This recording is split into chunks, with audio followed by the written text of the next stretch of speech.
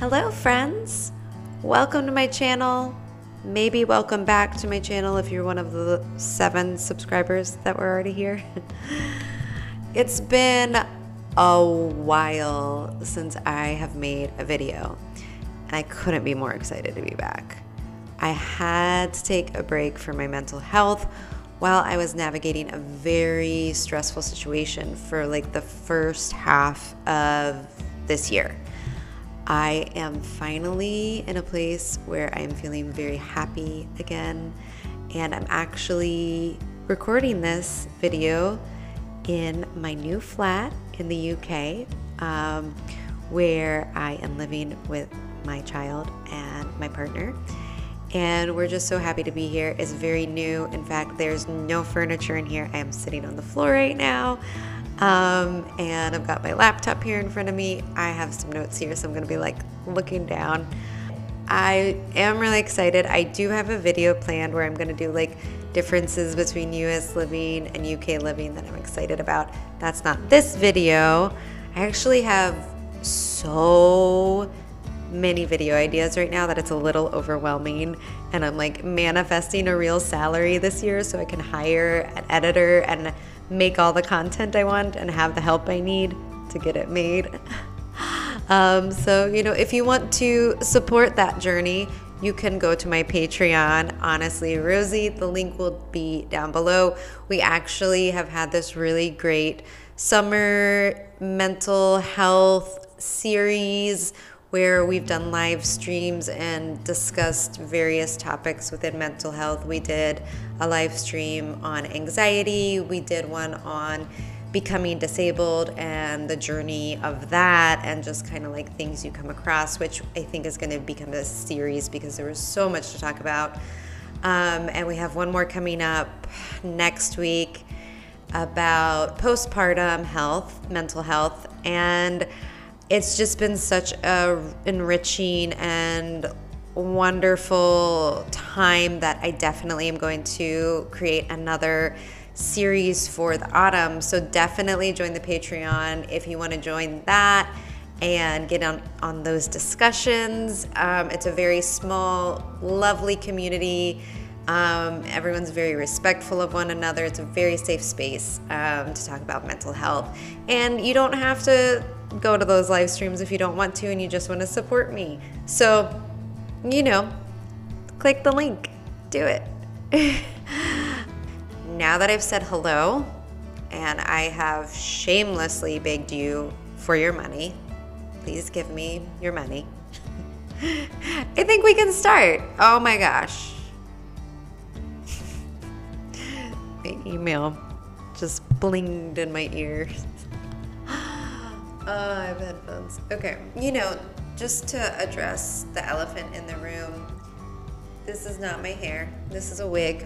I have quarantine hair. I cut it and dyed it and bleached it so many times that I'm at the point that I probably should just shave it off. So I will be donning wigs until I can grow out my damaged, sad quarantine hair. Okay, let's start. Buckle in, buckle up. How do we like the microphone? I could put it on a stand, but I kind of thought it would be nice for me to hold on to something. I need that emotionally, but aesthetically, what do we think? Okay, I give up. There's this terrible beeping outside. I gave it a few minutes to see if it would chill out, and it didn't. So I'm just gonna go. Hopefully my voice is loud enough that you don't hear it, and only I have to deal with it. So originally, I was going to be releasing this video I am working on about media's representation of gender roles in the workplace, workforce, work field, whatever. I'm not really sure what term to say there. But this other topic kept coming up on my Instagram feed and my news feed. For 2 reasons, I decided to do this video first instead of the one I have been working really hard on and researching a lot. Is one, this one that I'm working on it's just bigger than I expected. And it's much deeper than the title I just intended it to be when I first started researching, and it's so much more, and I think it's going to be a series now. So there's just a little more research and time I want to put into that and figure out how to break it into like a 3 or 4 part series. So I'm going to take a little more time to do that right, because it needs to be done right. And I was very ready with this one. So that's one reason. And the other is just like, I just kept seeing it come up, and I wanted to address it on my Instagram stories, and I realized when I kept trying to record it, it was not a concise thing to say. So I needed to come on to a place where I had more than just a minute to express all the things I need to express for this topic to be understood. Still will be releasing the other videos. Look out for those probably in the next coming weeks. I'm really excited about them. Okay, so today I want to talk about celebrities with chronic illnesses and disabilities. I'm going to touch the surface of representation of disability within Hollywood tropes and ableism in like both the media and society within this discussion. Many of you may have seen recently that Christina Applegate has been diagnosed with MS, or multiple sclerosis. Now, for those of you that don't personally know me or haven't been following me on my Instagram stories for a while now, for the past year and a half or more, I have been undergoing lots and lots of neurological testing, looking for signs of MS or possibly now Parkinson's. And in the past, I may have seen a celebrity diagnosed with something that I have and felt a sense of hope that maybe with this high-profile person getting my diagnosis, that something in that field of research or treatments or something might come out of it because of the attention of this high-profile person. Oh, sweet Rosie, sweet, innocent Rosie. You had so much hope and naivety about the world. Now when I see these news stories, I get a pit in my stomach. I know what's coming next. You see, it's so hard to get someone able-bodied to understand even a sliver of what our day-to-day life is, not just with the symptoms of our illness, but the constant battle within society and medical settings because of ableism. I'm gonna be saying that word a lot, and I'm probably never gonna get monetized because of it. That's okay. The thing is about a celebrity is they don't face all the same challenges we common disabled folk face. They have funds and medical access we could only dream of. Now, this isn't to say that celebrities don't face difficulty or ableism. Of course they do. Of course, they can't go onto a freaking red carpet without being called brave. Brave.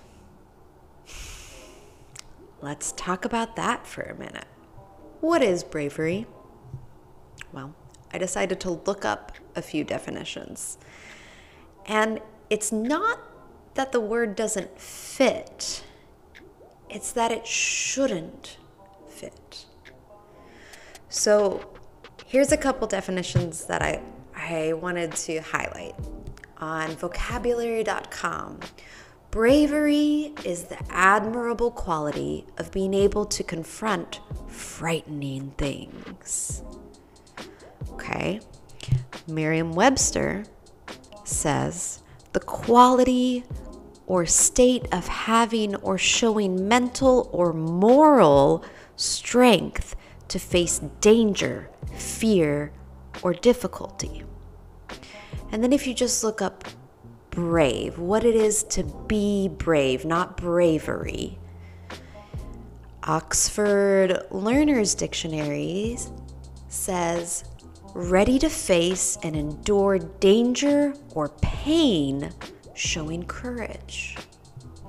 After reading these definitions, I want to take a minute to talk about Selma Blair walking the red carpet with a cane for the first time, and the brave comments that have flooded since that moment. People comment how brave she was for showing up to her job with her mobility aid that gives her the freedom to be able to do her job. Okay, let me paint a picture for you. And I want to give some credit for this picture because the seed of this idea is from the glorious, amazing Nina Tame on Instagram. Go follow her. I will put her info down below. She's incredible. So, you, an able-bodied person, you go to your 9-to-5 office job. You get to your desk, you sit down, log onto your computer, open your emails, you get out your reading glasses. You need reading glasses now. Your coworker spots you. They begin sobbing and clapping. Oh, another coworker comes over and hugs you and tells you that you're doing so great. Everyone in the office is now talking about how brave it is for you to come into work every day and use your reading glasses like the absolute warrior that you are. Now, those of you who are disabled may want to say to me, Rosie, it does take a lot of courage to use a mobility aid in public. You get lots of looks, unwanted comments, and so much more when you do. It does take bravery. And to you I say, you are absolutely right. I have to use mobility aids anytime I have to walk more than 4 or 5 minutes. Most of the time when I leave the house, I at least bring a cane. And most of the time when I go shopping, I do need some form of wheelchair.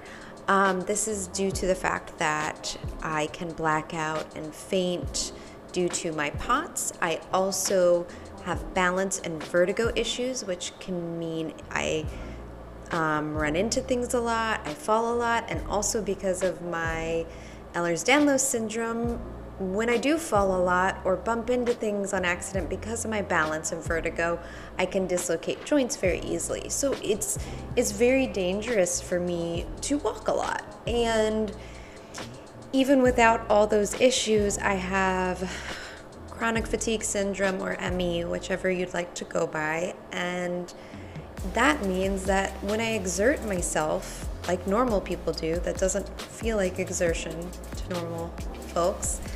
For me, 5 minutes of walking feels like I ran an actual marathon, and I have to rest and recover from that. And so to be able to use a mobility aid when I'm shopping, even if maybe I'm not having dizzy spells that day, or maybe I am not as faint as normal, it still is crucial for me to use a mobility aid so that I still have the energy to be a mom when I get home, when I'm done shopping, so I can still cook dinner, so I can still do rosy things that I need to do that have to do with just me. So yes, I get it. The reason I say that it is brave, but it shouldn't have to be, is because ableism. The fact is that we are so misunderstood as a whole community that able-bodied folks actually think our lives are terrible because of our physical state. And that's not the actual truth. The truth is, it's the barriers to our access needs that is what is terrible. Our lives are not. We are not braving the truth of our disability when we walk into public using that cane or that wheelchair. We're braving the ableism that will attack us every damn time we leave the safety of our homes. I realized very quickly when I became disabled in 2020 that all of my assumptions about the help and the benefits that you receive from the government when you become disabled were wildly inaccurate. I remember thinking that you got all your needs met. By the way, you'll hear my washing machine making noise. I ran it while I was charging my camera and forgot that it takes a really long time to run, and so now we have that noise too. The narrative is that disabled folks are sucking dry the resources that the government can barely supply, when in fact, the battle to even get the bare minimum help is virtually impossible for the majority of disabled folks. If you are so lucky to receive benefits, you will be forced into poverty. Now, I want to put a side note that this is hopefully changing right now in the US. This is mostly the US I'm also talking about because that's most of the experience I know. I know a little bit about what goes on here, but I haven't been through the process. So I can't speak on the UK process of getting disability benefits yet. That is in my future, and I will update when that happens, of course. However, the point here is if you are so lucky to receive benefits, you will be forced into poverty to be able to maintain those benefits. And when I say benefits, I don't mean money. The money part is helpful, I guess, but it's not even at the maximum monthly payout. It's not even enough for 1 month's rent. So that already is like, okay. The benefit that actually is helpful in the US that you can get if you actually can get the benefit is insurance coverage to help you get things like physical therapy, surgeries, or expensive treatments or tests that you might need. So I'm not gonna go off on a whole rant about disability benefits because that's a whole nother video in itself. You can also just Google when was the first disability created globally and when was the last time it was updated to get some horrifying stats. Spoiler, it was 1990. The first bill created globally was 1990. Also, hashtag Free Britney means free all disabled folks who are in the same situations. Because guess what? It's legal. Everything they did is happening to disabled folks legally. All those things are allowed to happen. Without all these barriers to our access needs, we could live a very, very happy and satisfying life. I find just as much joy in life as the next person. I enjoy being a parent, playing with my kid. In adapted ways, I enjoy being intimate with my partner, also in adapted ways. My life isn't over, it's just different. Humans are so much more adaptable than we give ourselves credit for. The human spirit is resilient and seeks joy. I have actually found more mental clarity and stability in becoming disabled. I have truly found the joy from within myself because nothing external can take that away from me anymore. Because on the outside, it feels like I have already lost everything. But the truth is, I gained everything. I am not brave because I live a disabled life. I am brave for fighting the ableism I face day after day after day to get my basic human needs and rights met. Selma Blair is not brave for using a tool designed to help her walk and do her job. She was brave because of how uncomfortable everyone else got around her, because they believed her life must be joyless now. Being disabled means that our actual existence is resistance. Now, let's get into Hollywood a little bit more. The fabulous Jessica Kelgren Fozard did a really, really great in-depth video on this topic. I will link it below because you really should watch it, and she's gonna go a lot more in depth than what I'm going to touch on right now. So please do yourself a favor and check that out, and also follow her because she's the best.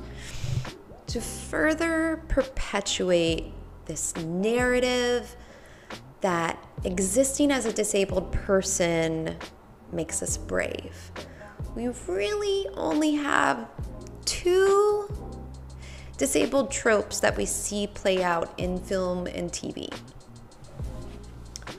So we've got the sick person that fights and miraculously overcomes and is basically a normal person by the end, or the person that doesn't win their battle, dies, and inspires the people in the movie surrounding them to be better people.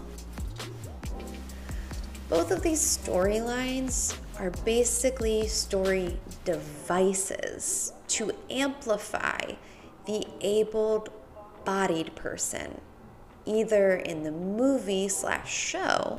Both of these storylines are basically just story devices used to amplify the able-bodied person, either in the movie/show with the disabled character, or as the viewer in the audience to validate their existence and comfort them that even in this horrific circumstance, the able-bodied person will always come out for the better.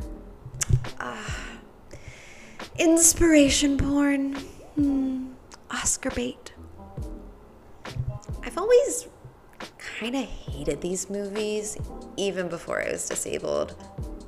I want to dissect two parts of these tropes. The first being that illness is a battle. The problem with this term being used for someone's illness is that the person that gets sick doesn't get to choose if they win or lose. It doesn't necessarily matter how hard or how little one fights. Illnesses can rapidly progress and treatments can fail for the most determined fighters all the time. And the vice versa is people that are doing nothing can get better.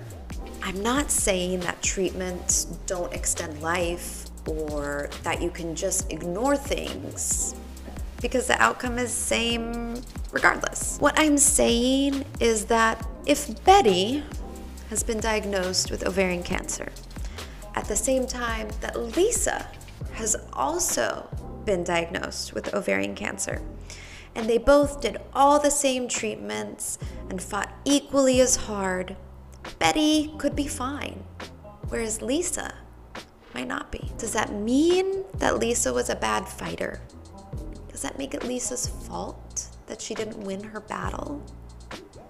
Is Betty better than Lisa? They were different people, and the illness affected them differently.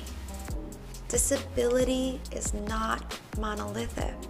Now, the second part of these Hollywood tropes is that they exist to make society feel better. When did it become our job to make people happy when they make it impossible for us to live our basic lives? Just wondering, when did that memo come through? Why did we start doing that? I don't like it. It's honestly pretty effed up to think that the main reason disabled people have historically been in the media is to boost the confidence of insecure, able-bodied people. The fact that with the money and the resources celebs have is that it is not really an accurate representation of what everyone else with that illness is going through. Selma Blair is making what appears to be a very raw and emotional documentary about her life with MS. The thing that worries me is that she might be able to do some treatment that would only be approved for high status or wealthy people. So with the assumption I used to have before my disability that I thought the government just started paying for whatever was needed, I think that this will be another way that abled friends and family can shame and make people with the condition and no resources feel like they are failing and they don't have the support that they need. It's hard enough battling society, medical facilities, insurance companies, disability assessors, and everyday encounters with people that harass us and belittle our existence without also having our only support system come to us and say something like, I saw this Selma Blair doc, since you also have MS, and she did this treatment that I think would really help you. So you try to explain why it's not accessible, and now they think you were either a liar or you are lazy and stubborn. Little do they know that you've been spending months and months crying about this very treatment not being an option for you because of the cost, or that only 200 doctors worldwide can do this treatment and you don't have a doctor accessible in your area. After I saw the trailer for Selma's documentary, I had so many feelings. I want so badly for this to be something that brings more awareness to disability and the constant struggle we face and how to effectively change the system to help us better. I just know that it's not what it's going to do, especially after seeing the comments section of brave inspiration. I sat down and wrote a little paragraph of feelings, and I think it sums it up pretty well. We only have to fight, be brave, and be so strong because of the daily ableism we fight to get our basic needs met. We don't get to make our own choices and have to rely on the good graces of those that can help. Often, we are dismissed, shamed, and traumatized for just existing. We are exhausted, and these storylines aren't helping anyone. Folks watch these documentaries and dramatizations and leave with a feeling that inspires they're able to ask to live fuller and work harder for themselves. The viewer doesn't suddenly understand the average disabled experience and become driven to educate themselves on what they can do for the sick folks. I will definitely still be watching the Selma Blair doc, and I love her dearly. I don't want anyone to think I'm attacking any celebrity, because it's not their fault either.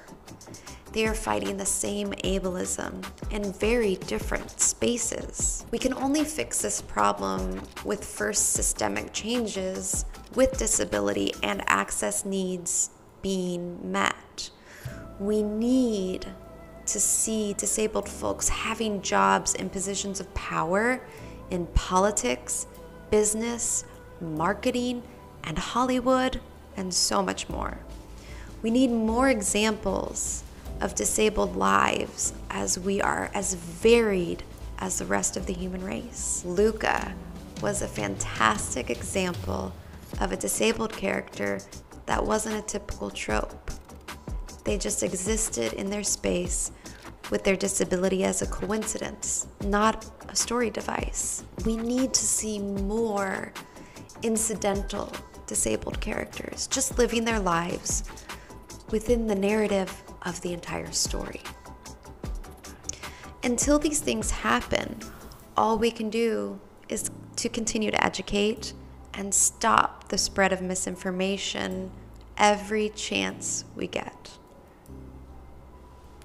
So I hope you enjoy my video and that maybe you learned something new or thought about something maybe you haven't thought about before. If you did enjoy, give it a little thumbs up. That really helps me out. And maybe, just maybe, consider subscribing. I expect to be coming out with a lot more regular content now, so please stay tuned because you won't want to miss it. Thanks for being a friend, everyone. Sending hugs and love to you all. Good night.